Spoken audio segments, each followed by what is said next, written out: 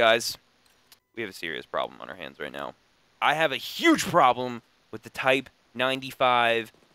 I have a huge problem with it. I don't know what it is about this gun, but I don't like it. I was thinking of creating some type of highlight reel with this gun because I was going on these streaks where I'd get like 12 kills in a row and I'd be like, wow, that was really good. I can put that into a highlight reel and then it'll look really cool. And I thought about it and I was like, well, I'm not going to do anyone any justice and I'm going to make this gun look much better than it actually is. So let me just put up a raw gameplay. That way you guys can really see this gun for what I think it is, which is weird as fuck. It's not saying it's bad, it's just weird.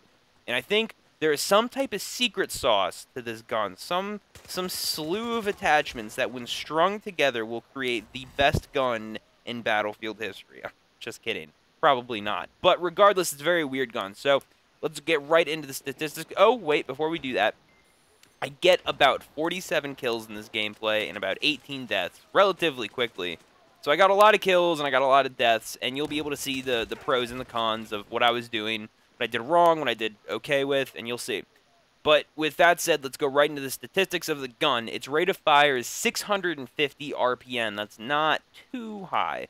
You know, it's pretty low, but it's like, okay, I can overlook that. Its range is 28, which is 3 more than any other carbine besides the Ace 52 CQB. So that's a little weird. Its mobility is 5 less than any other carbines for whatever reason, and it has a higher accuracy than any other carbine. That's where it really shines, is in its accuracy. It's 45, which is higher than any other carbine. So those are okay statistics. You might say, okay, well, this is the final carbine that you unlock. This is the big daddy of them all. So what's so special about it? Well, it's just weird. It's a weird gun. When I shoot the gun up close and personal, it's like a laser beam. Like up close and personal to medium range, it's a laser beam. There's really no reason for you to miss your shots, except I was having some problems because I attached a laser sight to the gun.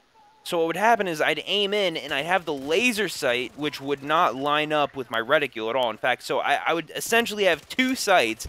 My laser sight would be looking at one spot, and then my reticule would be looking at something else. And it confused the fuck out of me. I had no idea what I was doing. It took me a long time to get a gameplay that I thought it was even relatively decent. So that really weirded me out. The second thing that I noticed was once you get past a certain range, like there is a drop-off point where the gun goes from being incredibly effective to being not effective at all, where you cannot hit anything. I mean, you can line your reticule up with someone at, you know, a good fair distance away, and you will not hit a shot. You will not. I promise you. Try it for yourself. Put someone far away and try to shoot them. It's impossible. You might be able to kill them if you focus really, really, really hard, but it's really difficult, man. And what happens is with the recoil, I noticed the way it feels to me is the recoil goes side to side, right? It goes left to right, left to right, left to right. It doesn't go up and down. So I'm sitting there, I'm thinking, okay, very easy fix. We have something called a heavy barrel, which I have not used that much. Maybe that is the secret sauce to the Type 95B.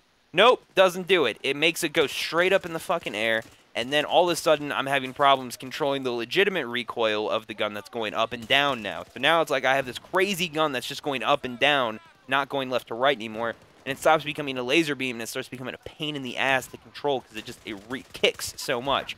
So then I said, okay, it's kicking a lot, so why don't I put on a muzzle brake, or not a muzzle brake, but a potato grip or a stubby grip, which will decrease the penalty for automatic fire. That way I get less recoil. But nope, that didn't work either. It was still really ineffective. So I'm sitting here contemplating life and what it all means with the Type 95B-1, and I'm at a loss for words. I don't know what makes this gun effective. I know up close it can be really good, but the problem is that it has a really slow fire rate. So when you go up against guns like an MX4, any type of PDW which has a remotely fast fire rate, you're going to be in some serious problems.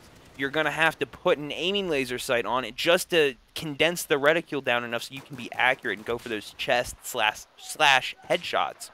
It makes it really irritating to use. I gotta say, out of every carbine I've used, this is the one where I've probably had the most difficulty using. I don't know how to describe it. It's just weird. If you're someone, but we can break it down into play styles. So if you're someone who likes to be really kind of medium range, not too close, not too far, this might be it for you, because this gun has a very particular range in which it is absolutely effective.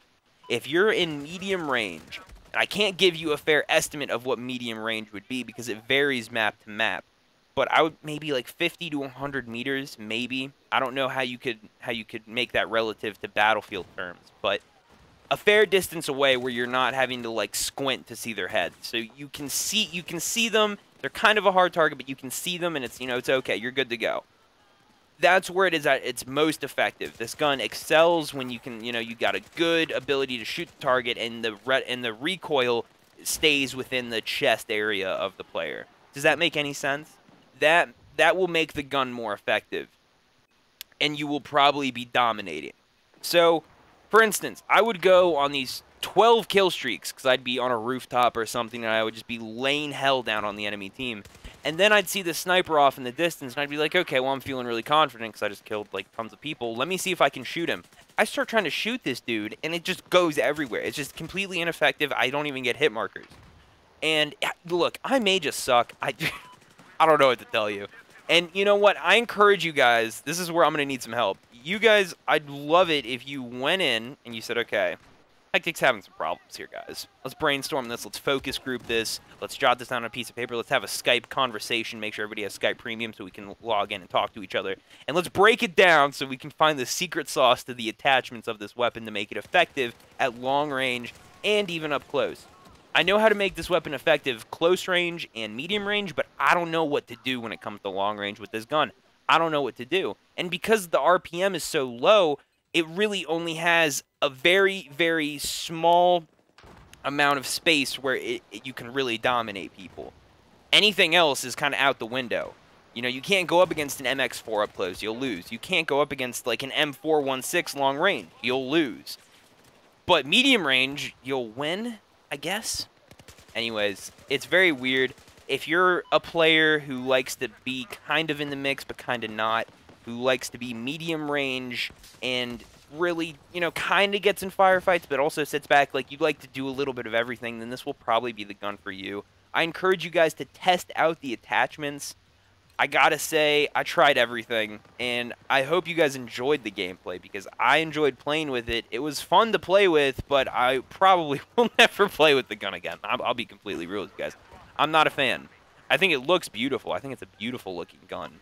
I think it sounds fucking amazing.